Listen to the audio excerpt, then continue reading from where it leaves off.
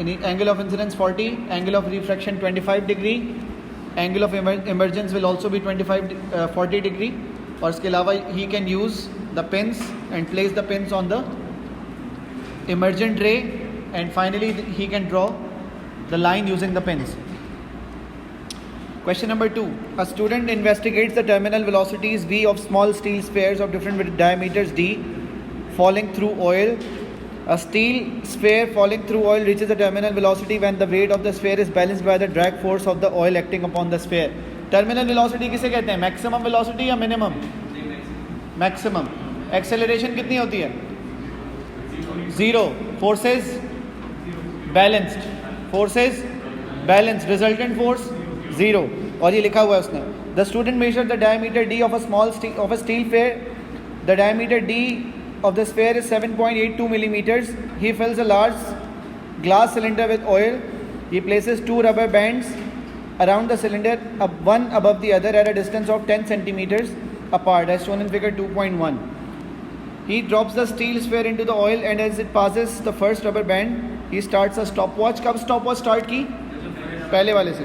He stops the stopwatch as the sphere passes the second rubber band. कब stop की है? और distance between rubber bands known है या नहीं? Distance between rubber bands known है. He removes the steel sphere from the oil in the bottom of the cylinder. He repeats this measurement for the same sphere 2 times. यही same काम उसने कितनी दफ़ा किया है? 2 दफ़ा. He obtains the following values of the time for the sphere to fall a distance of 10.0 centimeter. कितनी values आ गई? 3. एवरेज कैसे निकालेंगे? तीनों को ऐड करें और divided by 3 number of values. तो 0.83 plus 0.69 plus 0.60, 0.69, 0.60 divided by 3. Answer के लिए क्या लिख? 2 डेसिमल प्लेसेस लिखा. 0.70. चेक करें, यही आंसर आ रहा है. 70 तो फिर 71 लिखेंगे. 0.706 आ रहा है, लेकिन वो कह रहा है डेसिमल प्लेसेस कितनी होनी चाहिए? 2. तो ऐसा नहीं है कि तीसरी वाली उड़ा दें, उसको क्या करें? राउंड ऑफ कर दें. 06 को हो जाएगा 0.01. ठीक है, तो 0.71. Suggest why TAV is not recorded to more than 2 decimal places. Muzammil कह रहे हैं कि ज़्यादा सिग्निफिकेंट फिगर्स आ जाएंगी.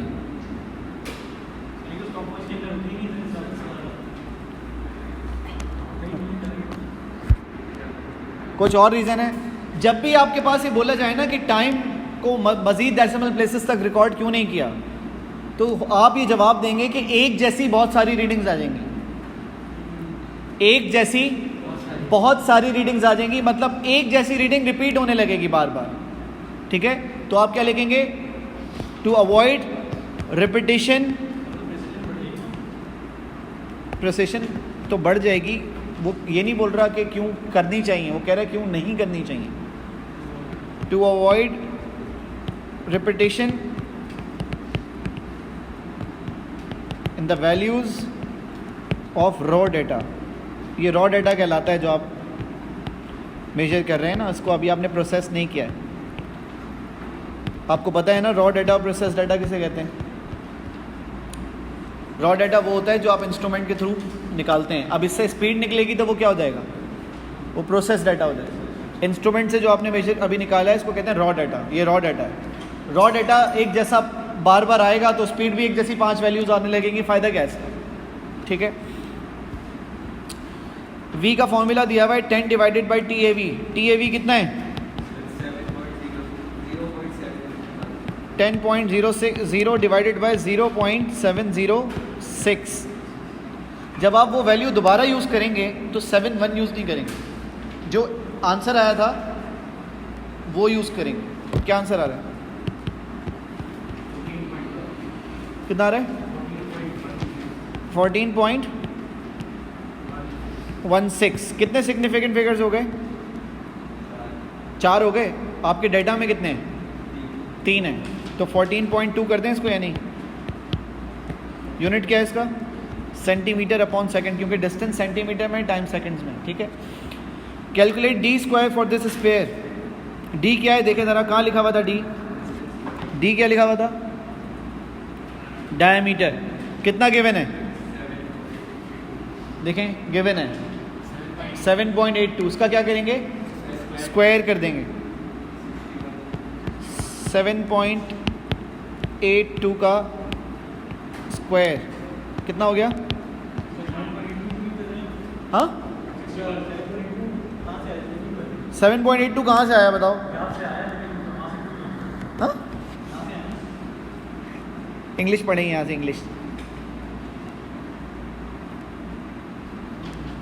कर लें, इजाज़त है।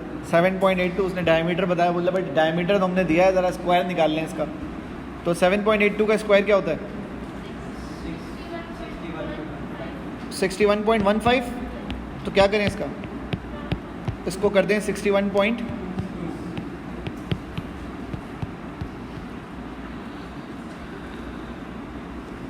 और रिकॉर्ड। ये जो आंसर आपका आया है ये कहाँ लिखना है हमने?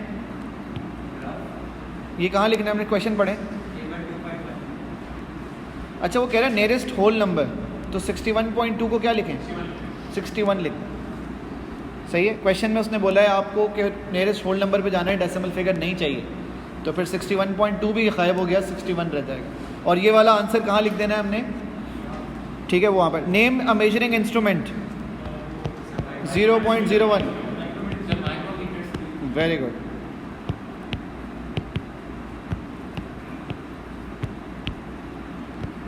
Micrometer, screw gauge. ये टेबल आप देख रहे हैं, इस टेबल में कहीं पर डेसिमल फिगर है या नहीं है? इस टेबल में डी में कहीं डेसिमल फिगर है या नहीं है? तो अगर मैं 61.2 लिखूंगा तो ये मार्क मेरा यहाँ डिडक्ट हो जाएगा इस बात पर, क्योंकि टेबल जब आप बनाते हैं तो उसमें एक जैसी फिगर्स होती हैं, मतलब एक जैसे नंबर ऑफ डेसिमल प्लेसेस या एक जैसे significant figures.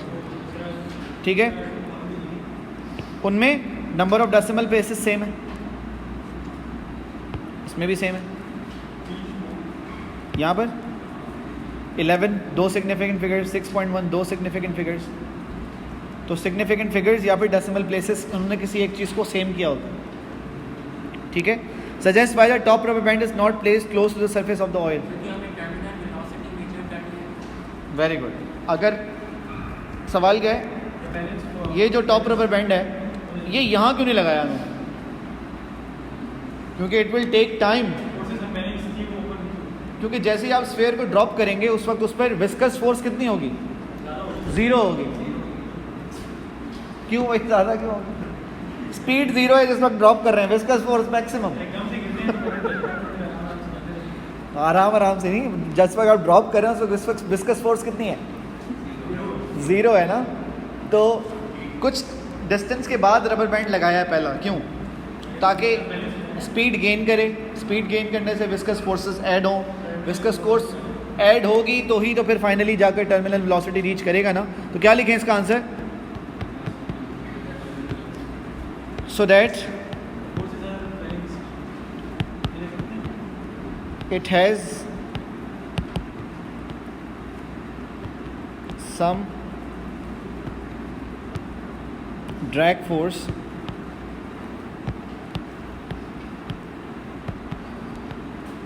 acting on sphere। इसके अलावा भी एक बात और भी लिखी जा सकती है, पता है क्या? Response time.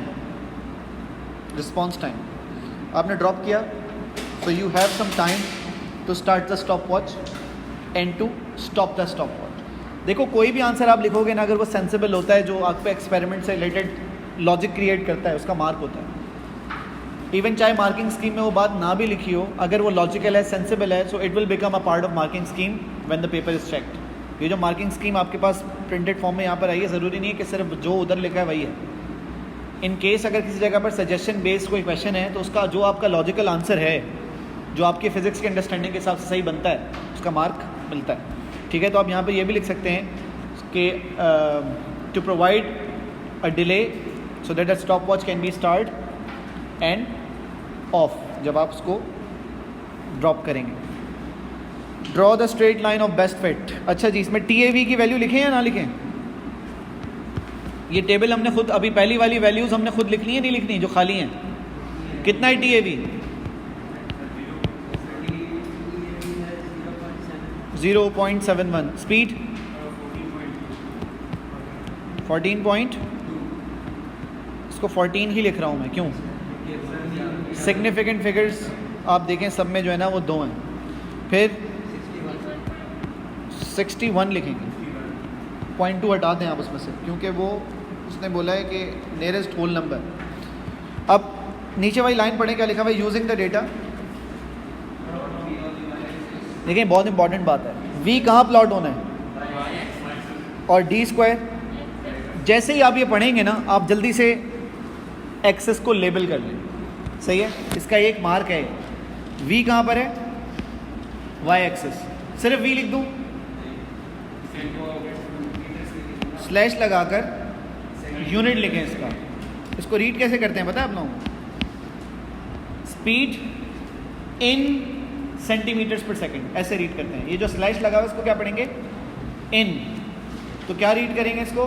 Speed in centimetres पर सेकंड। एक्स एक्सिस पे क्या है? तो सिर्फ D² लिख दें,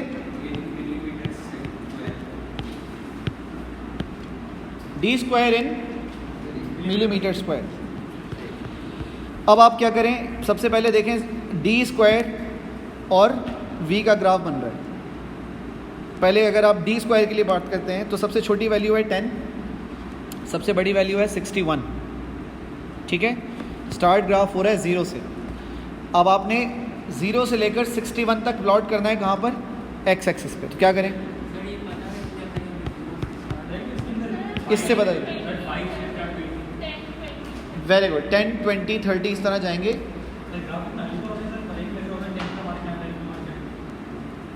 ये मैंने शायद इसी से स्क्रीनशॉट लिया है और इसी को प्रिंट भी हुआ है।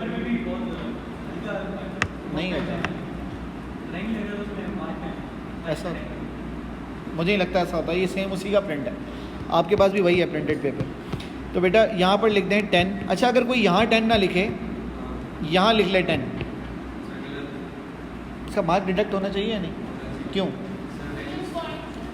क्योंकि जब आप पूरा ग्राफ प्लॉट करेंगे तो वो आधी जगह पर आ जाएगा, है ना? तो एग्जामिनर पागल है, उसने पूरा आपको पेपर दिया है। आपका ग्राफ ऐसा होना चाहिए जो डबल ना हो सके। जितना मैग्नीफाइड आपका ग्राफ बनेगा उतना अच्छा होगा, उतना ज़्यादा डिटेल्ड आपके पास हर वैल्यू के बारे में बात हो सकेगी, है ना? तो 10 कहाँ लिखना चाहिए? यहाँ पर, सही है? फिर 10 के बाद 20 और फिर आगे 10, 20, 30, 40, 50, 60, 70, ठीक है? क्या ये ग्राफ डबल हो सकता है? एक्स एक्सिस को अगर डबल तो नहीं हो सकती ना, अगर लेकिन 5-5 का लेते हैं तो ये शायद डबल हो जाता। आगे फिर उसके बाद V, सबसे छोटी वैल्यू कितनी है? 2.4, मैक्सिमम 14 है। 2, 4, 6, 8, 10, 12,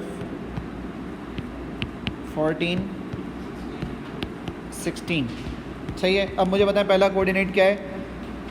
61,14। पहले x पढ़ते हैं फिर y पढ़ते हैं। 61, 14, 61 और 14 पर आप डॉट लगा दें, ठीक है? ये पहला पॉइंट हो जाएगा आपका। 14 है, 14.2 नहीं है।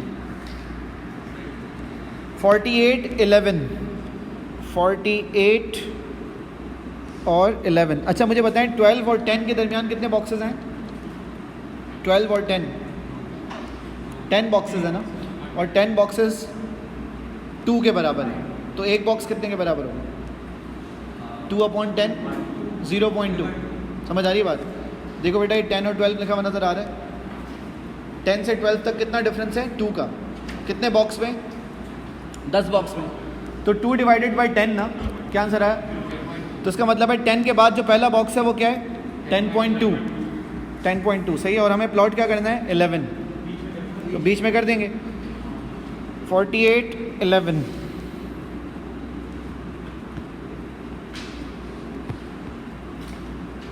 ठीक है। देन 6.1 26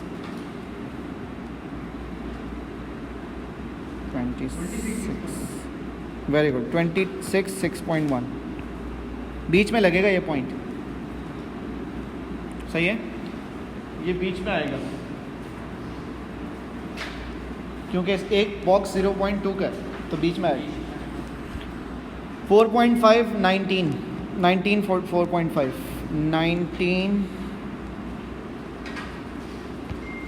एंड देन 4.5 ये भी बीच में आएगा।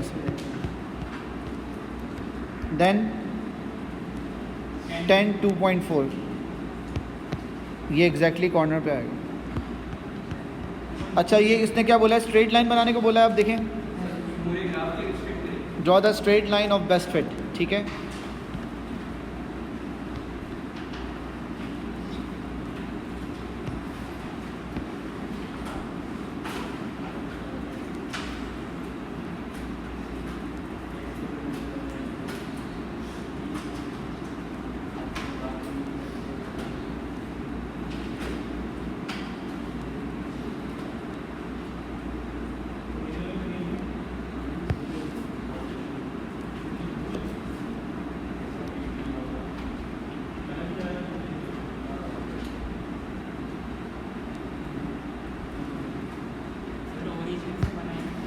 नहीं, ओरिजिन से पास हो ये ज़रूरी नहीं है, ये आप ज़बरदस्ती नहीं करेंगे कि वो ओरिजिन से पास हो। आपका काम है जो पॉइंट्स गिवन है उन पॉइंट्स के हिसाब से बेस्ट फिट लाइन बनानी है। बेस्ट फिट लाइन का मतलब ये है कि लाइन से जितने पॉइंट्स ऊपर हों उतने ही पॉइंट्स नीचे हों, और जो पॉइंट्स ना ऊपर हो ना नीचे हों वो सारे कहाँ हों, वो लाइन पे हों।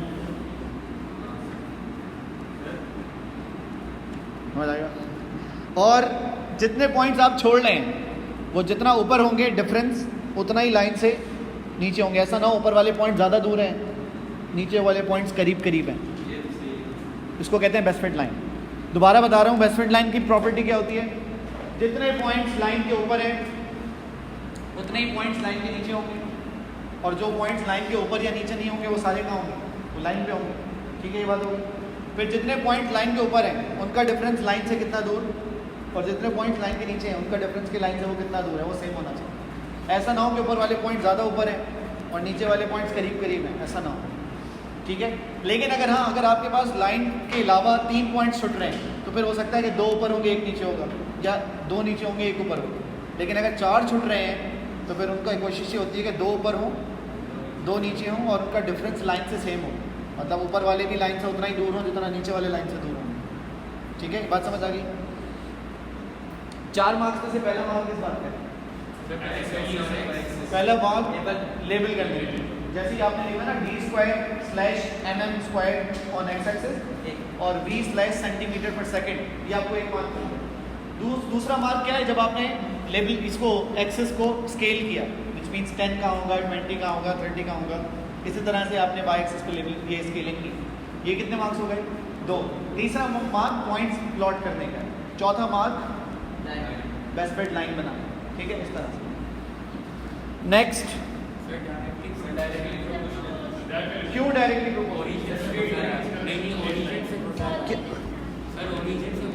डायरेक्टली प्रोपोर्शनल कब होती है? जब लाइन ओरिजिन से पास करे और ग्रेडियंट कांस्टेंट हो। तो क्या ऐसा हो रहा है यहाँ पर? अगर किसी की लाइन ओरिजिन से पास नहीं कर रही तो वो डायरेक्टली प्रोपोर्शनल नहीं लिखेगा, लेकिन अगर किसी के पास कर रही है तो वो लिख सकता है। फिर उसमें पता है क्या होगा? फॉर एग्जाम्पल, एक बच्चे ने अगर लिखा है कि उसके ग्राफ के हिसाब से उसने लिखा है कि v² and d² and v are directly proportional to each other, लेकिन उसके ग्राफ में लाइन ओरिजिन से पास कर रही है तो उसको मार्क मिलेगा। लेकिन नहीं मिलेगा, तब नहीं मिलेगा अगर आपकी लाइन ओरिजिन से पास नहीं कर रही और आप लिख रहे हैं कि they are directly proportional to each other. फिर आप लिखेंगे as d² increases v increases, या फिर आप ये लिख सकते हैं कि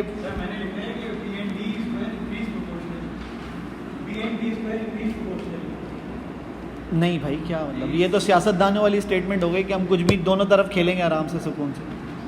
ऐसा ना करो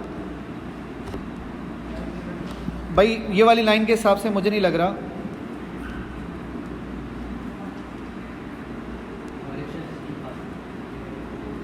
मेरी लाइन ओरिजिन से पास नहीं कर रही, ठीक है, नहीं कर रही ना।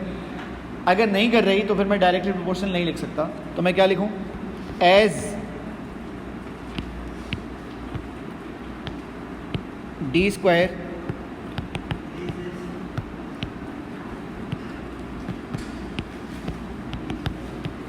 v इंक्रीजेस, या फिर आप लिख सकते हैं v increases with the increase in D square. मतलब आप स्टेटमेंट ऐसी दें कि इसके बढ़ने से ये भी बढ़ रही है। इसका एक वर्ड भी तो होता है। उसका कोई वर्ड नहीं, ठीक है। Next, human reaction time errors occur when using a stop watch. Use table 2.1 on page 4 to suggest why the average time TAV for a smaller sphere is more accurate than for a larger sphere. इसका reason नहीं होगा, इसका reason नहीं होगा कि first of all जो छोटा square होता है उसका वेट कम होता है, इसकी वजह से बैलेंस होने में ज़्यादा टाइम नहीं लगेगा, कम टाइम में बैलेंस हो जाएगा। इसके अलावा in time they will be less average time because its weight is very less, its weight will be comparatively less, thus it will be equal in less. जो आप बोल रहे हैं वो बिल्कुल ठीक है, मैं थोड़ा सा और उसको एलैबोरेट कर दूं। अगर एक लार्जर स्फेयर है तो उसका वेट ज़्यादा होगा कम होगा? ज़्यादा वेट होगा तो वो टर्मिनल वेलोसिटी देर में रीच करेगा या जल्दी रीच कर लेगा? ज़्यादा डिस्टेंस चाहिए होगा उसको, देर में करेगा। देखो, दो ऑब्जेक्ट्स है ना, एक पेपर और एक मैं स्टोन फेंक देता हूँ, तो पेपर जल्दी टर्मिनल वेलोसिटी रीच कर लेता है, स्टोन नहीं करता। It will require more distance, more time for the stone to reach terminal velocity, क्योंकि उसका वेट ज़्यादा है। या फिर आप कह सकते हैं कि वेट ज़्यादा होने की वजह से एयर रेजिस्टेंस जब वेट के बराबर होगी तो वेट किसका ज़्यादा है? लार्जर स्फेयर का वेट ज़्यादा है, तो लार्जर स्फेयर की टर्मिनल वेलोसिटी ज़्यादा होगी या स्मॉलर स्फेयर की टर्मिनल वेलोसिटी ज़्यादा होगी? स्मॉलर की ज़्यादा नहीं होगी, स्मॉलर की कम होगी। मैं दोबारा बता रहा हूँ आपको, दो ऑब्जेक्ट्स हैं, एक का वेट है 10 न्यूटन और एक का 100 न्यूटन है। दो ऑब्जेक्ट्स हैं, एक का 10 न्यूटन और एक का 100 न्यूटन। 10 न्यूटन वाले को टर्मिनल वेलोसिटी रीच करने के लिए कितनी विस्कस फोर्स चाहिए? 10, है ना। और 100 न्यूटन वाले को तो विस्कस ड्रैग 100 होने के लिए ज़्यादा स्पीड गेन करनी है कम? ज़्यादा। तो ज़्यादा डिस्टेंस कम कवर करना है कम? ज़्यादा। ज़्यादा टाइम लगेगा कम? तो वो ये बोल रहा है आपसे ह्यूमन रिएक्शन। लेकिन वो बात ये है कि ये जो आप क्यों कह रहे हैं, मैं मुजम्मिल की बात बता रहा हूँ। Use table 2.1 on figure 4 on page 4 to suggest why the average time for a smaller sphere is more accurate than for a larger sphere. तो जल्दी स्पीड को अटेन कर रहा है ना, उसकी स्पीड ज़्यादा नहीं है, उसकी स्पीड कम है। स्पीड कम है तो उसका टाइम में जो एरर है, वो डिफरेंस है, वो कम आएगा। तो क्या लिखेंगे? स्मॉलर स्फेयर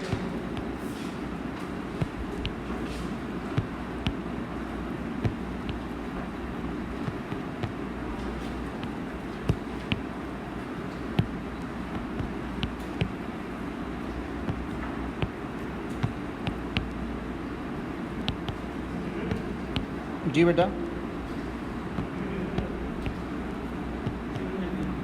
एसी ऑन करवा लूँ? ये ऑन नहीं है एसी, करवाओ जाओ।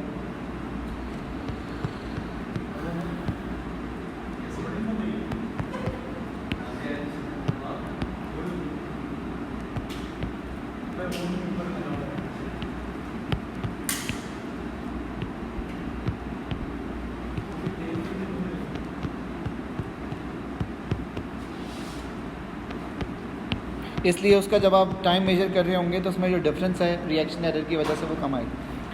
Suggest one modification to the apparatus that produces more accurate timings. अगर पास है तो उसको साउंड प्रोड्यूस हो जाता है और उसका रिएक्शन एरर डाउन तो देर से रिएक्ट करता है। बॉल जैसे बड़ी ट्यूब यूज़ करें अगर हम, लॉन्गर ट्यूब, और रबर बैंड्स दूर दूर लगाएं, 10 के बजाय 30 सेंटीमीटर दूर रबर बैंड्स लगाएं, सही है। तो मतलब आप स्टॉप वॉच को स्टार्ट करने के लिए आपको ये जो बैंड आपने लगाया है पहला वाला, सॉरी ये वाला, ये और नीचे करके लगा सकते हैं। आपने ड्रॉप किया, then you have time to start the stop watch. जितनी बड़ी ट्यूब होगी उतना ज़्यादा आपके पास रिस्पॉन्स टाइम होगा कि आप स्टॉप वॉच स्टार्ट करें। ठीक है, तो आप क्या लिख सकते हैं, ट्यूब यूज़ करें कैसी, use a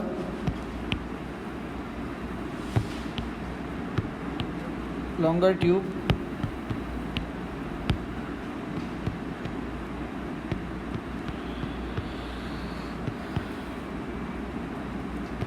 to increase response time.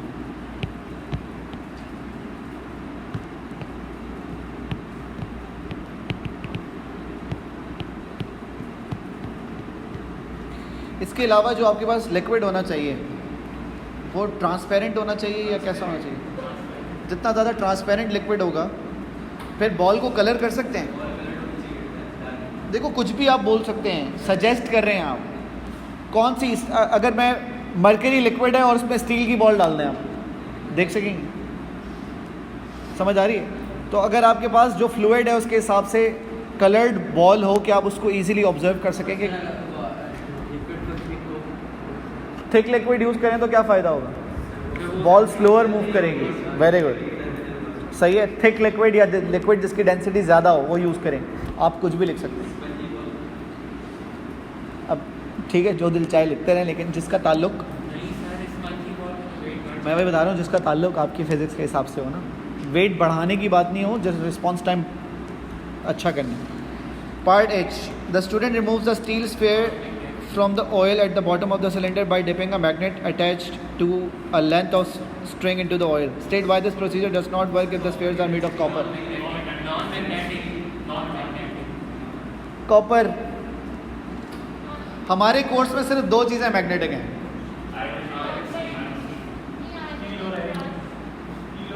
Iron और स्टील। इसके अलावा कुछ लिखा देखो, सब नॉन मैग्नेटिक हैं। अब बोलेंगे sir plotting compass, plotting compass magnetic होता है, नॉन मैग्नेटिक? मैग्नेटिक होता है क्योंकि वो जो प्लॉटिंग कंपस की नीडल है वो स्टील की होती है। यस, आप क्या पूछ रहे हैं? आएगा भी नहीं इंग्लिश में जो है, पढ़ो दोबारा से। वो कह रहा है स्टील की बॉल्स हैं और मैग्नेट डाल दिया है बॉल्स को पिक करने के लिए, तो बड़ा खूबसूरत काम किया है ना उन्होंने। यानी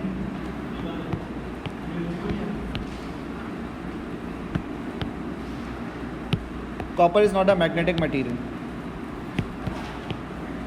तो अट्रैक्ट ही नहीं होगा, उसका कोई ताल्लुक ही नहीं है मैग्नेट से।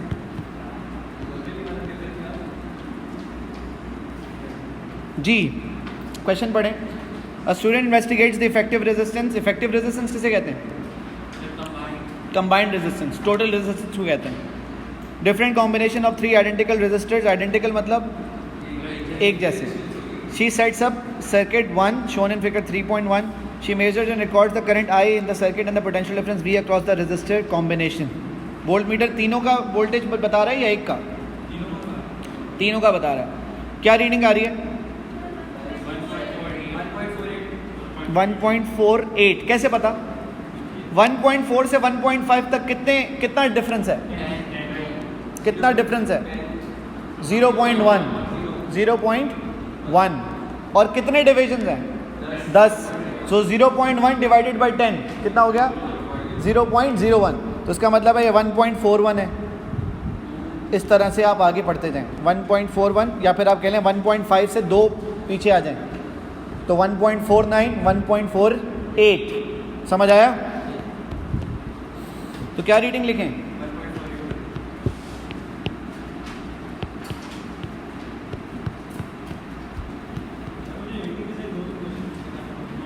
इसके बाद कर लेते। Part B, the student uses 2 more combinations of 3 resistors. The combinations are shown in figure 3.3. She replaces the resistor combination shown between X and Y in circuit 1 with that of circuit 2 and circuit 3. Each time she records the current I in the circuit and the potential difference V across the resistor shown. Her results are shown in the table. इस table में headings complete है या नहीं? क्या नहीं है इसमें? Symbol है, यूनिट नहीं है। तो यूनिट क्या होता है वी का? मीटर होता है। सुन लग आप लोगों ने, आज लिख लें, नोट कर लें। वोल्टेज अब जो है ना मीटर में मेजर होना शुरू हो गया। एक दफ़ा होता था ना एक ज़माने में बहुत पुराने। वी आएगा, करंट, एम्पेयर, रेजिस्टेंस। वोल्ट्स का सिंबल भी वी होता है और उसका यूनिट भी वोल्ट जो होगा उसका सिंबल भी वी होता है। कंप्लीट द कॉलम हेडिंग्स हमने कर ली। फिर लिखा हुआ है calculate the resistance R of each combination of resistor. Resistance का फॉर्मूला पता है आप लोगों को? पेपर में, पेपर 4 में कोई भी फॉर्मूला आपने याद नहीं करना होता, सब गिवन होता है। चाहे कोई छोटे से छोटा फॉर्मूला भी होगा ना, वो आपको बता देंगे। ठीक है, तो R is equal to V upon I. आपके पास 2 और 3 की तो कंप्लीटेड है ना, निकालना है ज़रा। V अपॉन आई 2 और V अपॉन आई 3 का।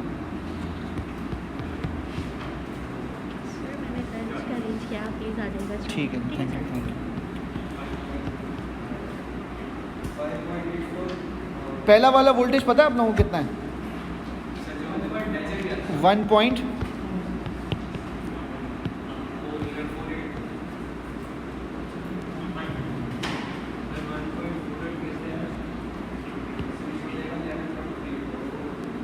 ये देखो यहाँ से पढ़ो क्या लिखा हुआ है,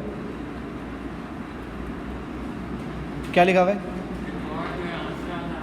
ये जो आंसर आपने यहाँ लिखा है ये टेबल में भी लिख लीजिएगा, ये उन्होंने कहा है। और टेबल ये रहा आपके पास। कितना आया पहले का आंसर? 11.38। इसको क्या करते हैं, 11.4 करते हैं।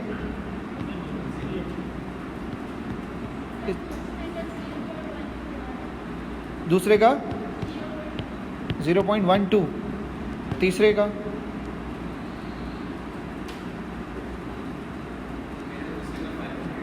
देखें, दूसरे का आंसर मुझे, हाँ कितना आ रहा है? तीसरे का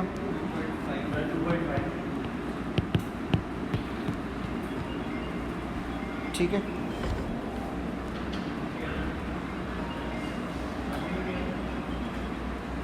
अगला पढ़ें। Theory suggests that for identical resistors, the resistance of the resistor combination in circuit 1 is double the resistance of the resistor combination in circuit 2. State whether your results support this theory within the limits of experimental accuracy. Give a reason for your answer. Circuit 1 कहाँ है? Circuit 1 ये रहा। इसकी कितनी है resistance?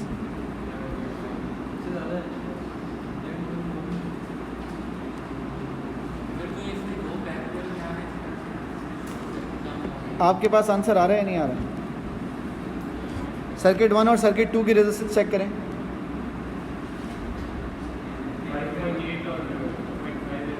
5.8 है और दूसरी क्या है? नहीं ना, सर्किट 1 सर्किट 2 बोल रहे हैं, तुम सर्किट 3 की बता रहे हो। डबल है या नहीं है? 5.8 का डबल करें 11.6। और उसने आगे एक बात और लिखी है, वो कह रहा है with in experimental accuracy, which means कि आपका आंसर एग्जैक्टली डबल नहीं होगा, उसमें स्लाइड अगर एरर है with in 10% of the error, जो वैल्यू आपके पास है उसकी 10% से अगर कम एरर डेविएशन हो ना, आप बोलते ठीक है। तो क्या ये थ्योरी सजेस्ट करिए या नहीं?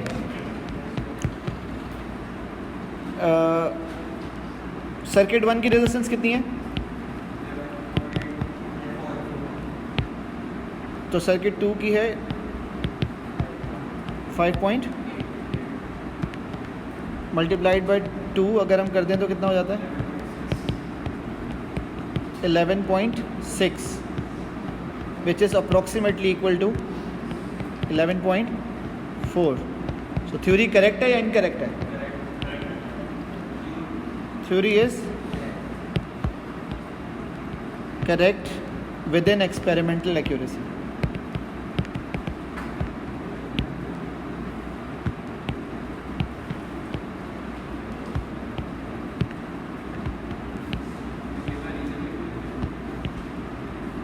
हाँ रीज़न बताया ना कि एरर जो डेविएशन आ रही है वो एरर से कम है। अच्छा, अगर फॉर एग्जांपल अगर रेजिस्टेंस में चेंज आया है तो किस वजह से आया होगा? फिर जो पैरेलल में है ना, इसमें देखिए सर्किट को दो रेजिस्टेंस पैरेलल में है। पावर लॉस किस वजह से? Due to resistive heating.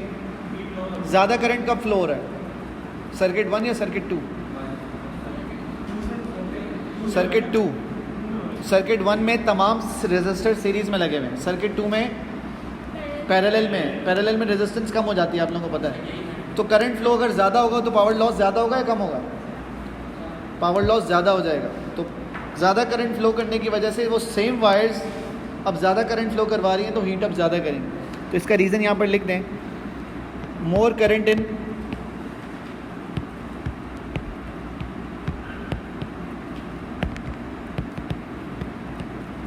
circuit 2,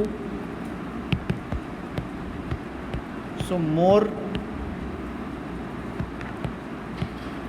power loss due to resistive heating.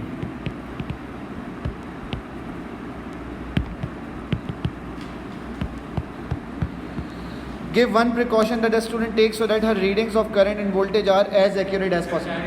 सही से टर्मिनल्स से सही से कनेक्शन होना चाहिए और टर्मिनल्स से सही से कनेक्शन होना चाहिए। टेम्परेचर कांस्टेंट रखें, टेम्परेचर चेंज ना हो। अगर टेम्परेचर चेंज हुआ तो वायर्स की भी रेजिस्टेंस ऐड अप होना शुरू हो जाएगी। और वोल्ट मीटर जो आप यूज़ कर रहे हैं एनालॉग में, क्योंकि पैरेलैक्स एरर होता है, आप डिजिटल वोल्ट मीटर यूज़ कर रहे हैं। टर्मिनल्स से सही से कनेक्ट टर्मिनल्स कनेक्ट अगर नहीं होते तो फिर ये करंट की रीडिंग्स नहीं आती, मतलब वो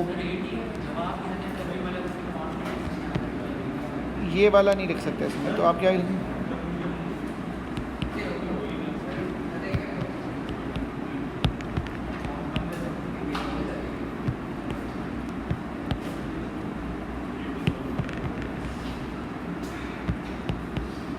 इसके अलावा क्या लिख सकते हैं?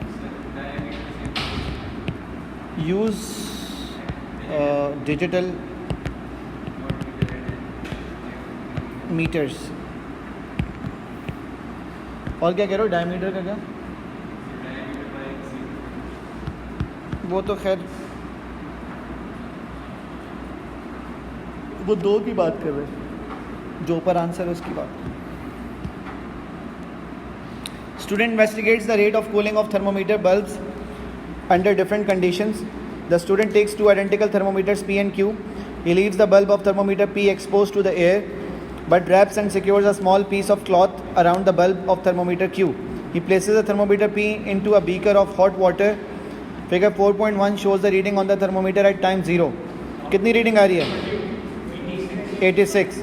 Record on the answer line and table 4.1 the temperature shown at time 0. 86. Then वही रीडिंग आपने यहाँ लिखनी है या नहीं?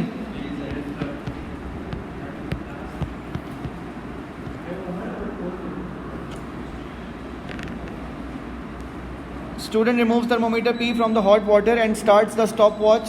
He takes the reading of the temperature of the thermometer bulb at 30 seconds interval for 3 minutes. He repeats the experiment using thermometer Q. Same experiment Q से भी किया उसने. His results are shown in table 4.1.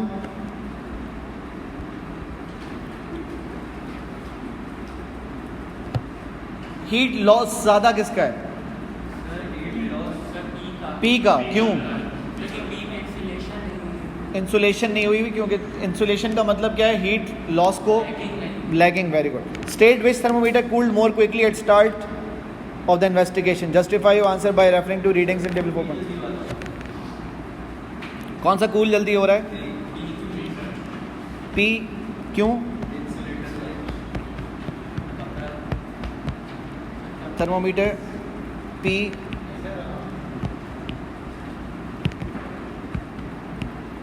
cools quickly because अच्छा, आपने figure table 4.1 को use करना है, इसका मतलब क्या है? For the same time it has its temperature is dropped to a lower value. उस तरह की बात लिखना.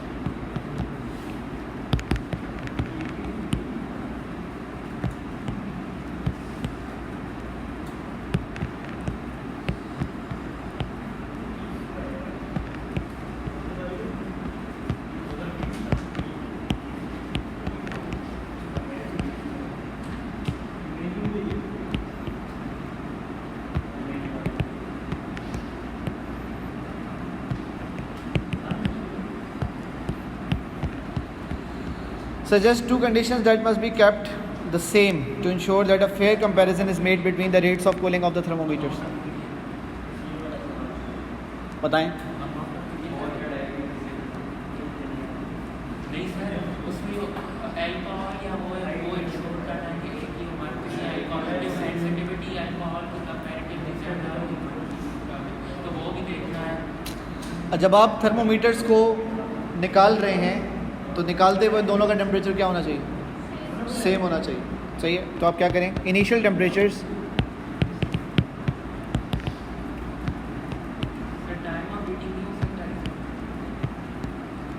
टाइम ऑफ हीटिंग से फ़र्क नहीं पड़ेगा. एक थर्मोमीटर को मैं बहुत देर तक छोड़ देता हूँ लिक्विड में, इससे कोई फ़र्क पड़ेगा? वो फाइनल टेम्परेचर पर आकर रुक जाएगा. जितना भी टेम्परेचर है उस पर आकर रुक जाएगा. टेम्परेचर तो नहीं बढ़ाते रहना उसका. Initial temperature of the thermometer should be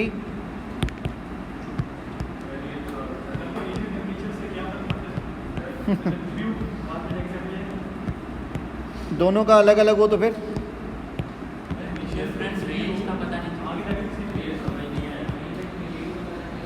suggest two conditions. ऊपर वाला समझ. State which thermometer cooled more quickly. Initial temperature क्या है? इसका क्या है? 30 सेकंड के बाद. इसका डिफरेंस बताओ. 12. इसका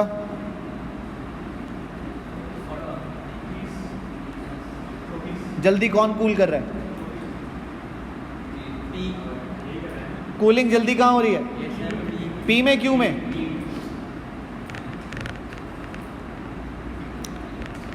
सही है. अब देखो जो तुमने यहाँ पर बताया उर्दू में या इंग्लिश में लिखा हुआ है कुछ सेम. ठीक है. पार्ट सी में क्या लिखा हुआ है? सजेस्ट करें दो conditions that must be kept the same. तो क्या सेम रखना चाहिए? जब आप थर्मोमीटर्स को निकाल रहे हैं तो their initial temperature should be same. भाई दोनों एक ही लिक्विड में थे ना, चाहे थर्मोमीटर पी हो या थर्मोमीटर क्यू हो.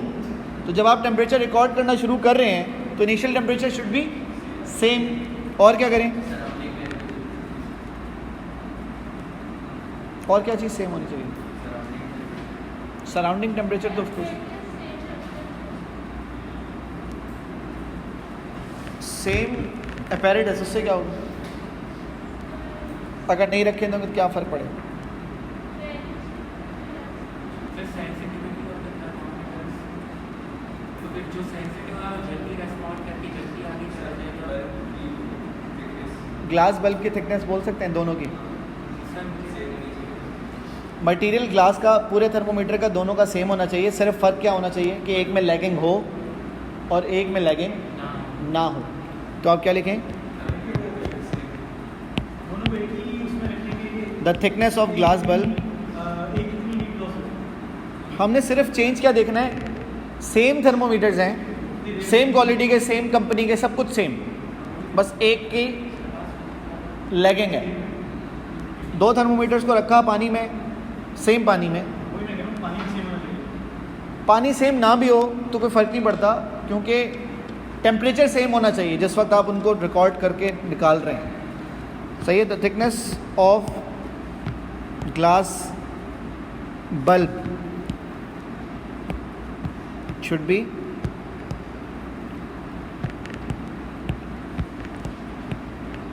क्योंकि हीट फाइनली पहुंचनी किसके थ्रू है? ग्लास बल्ब के थ्रू. मतलब अगर आप एक की लैगिंग रखते हैं, दूसरे वाले में ग्लास की थिकनेस कम कर देते हैं, तो वो थिकनेस कम होने की वजह से ज़्यादा जल्दी हीट लूज़ कर रहा होगा एक तरह से. ठीक है. कैसा रहा? कुछ समझ आया?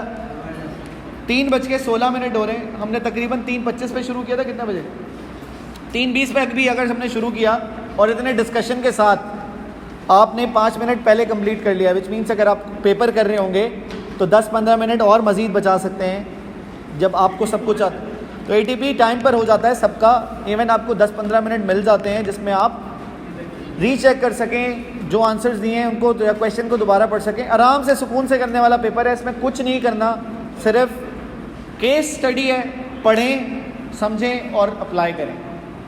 पेपर 4 अच्छा करने के लिए पूरी थ्योरी के अच्छा रिवीजन होना चाहिए, याद कुछ नहीं करना लेकिन रिवीजन अच्छा होना चाहिए, फॉर्मूला वगैरह सब कुछ आपको गिवन होता है।